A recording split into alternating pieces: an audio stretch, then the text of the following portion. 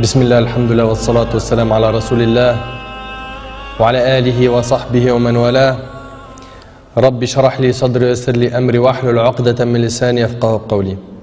Et j'ai envie de vous raconter une super belle histoire qui a été racontée par un de nos savants contemporains. Wallahi al-azim, qu'elle est très émouvante. C'est l'histoire d'un homme qui a dit à sa femme: et si on allait manger dans un restaurant?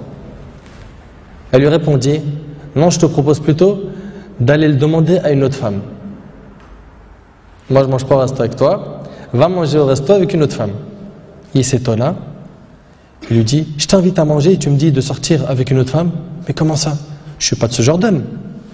Et quelle femme tu parles? Et de quelle femme tu parles? Elle dit: ta mère. Imagine la scène.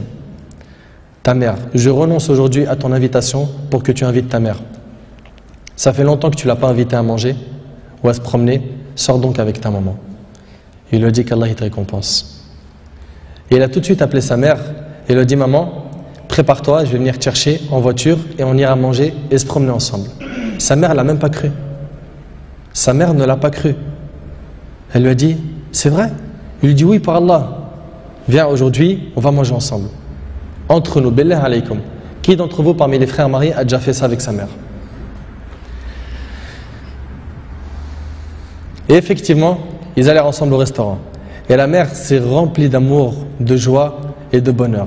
Pour elle, c'était un beau rêve. Peu lui importe la nourriture ou l'endroit où elle était, c'est-à-dire même manger par terre ou sur le trottoir ou dans la rue, le plus important, c'est qu'elle était avec son fils et que son fils était bienfaisant envers elle. Et qu'il ne l'a pas oublié, qu'il ne l'a pas négligé en s'occupant de sa femme et de ses enfants, et elle passa un jour avec lui qui était l'un des meilleurs jours de sa vie. Elle lui dit au retour, l'homme dit à sa mère au retour: maman, t'es contente? La sortie t'a plu? Elle dit: oui, wallahi, c'était mashallah. Elle dit: oui, qu'Allah te récompense. Il répondit: Inch'Allah, je le referai.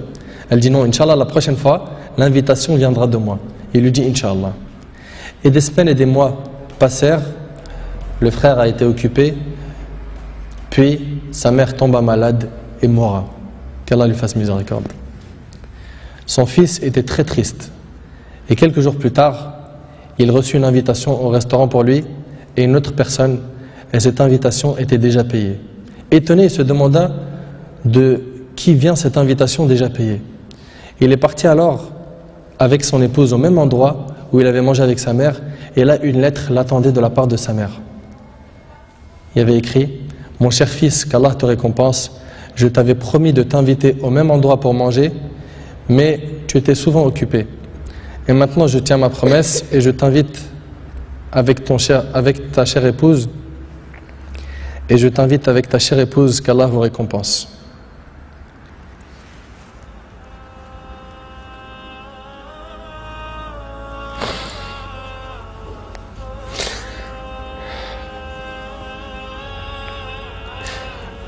Wallahi mes frères, la valeur de la mère, elle est très sacrée. Faut pas la mettre en colère. Cette histoire d'amour entre cette épouse et sa belle-mère est magnifique. J'espère que nos frères et sœurs vont tirer des leçons de ce genre d'histoire d'amour entre les épouses et les belles-mères et d'essayer de reproduire ce qui s'est reproduit dans cette histoire. C'est qu'après le décès de la mère qu'on connaît sa valeur.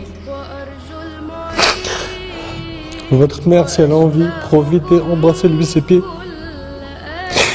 Demandez-lui pardon pour les manquements, pour les mauvais comportements.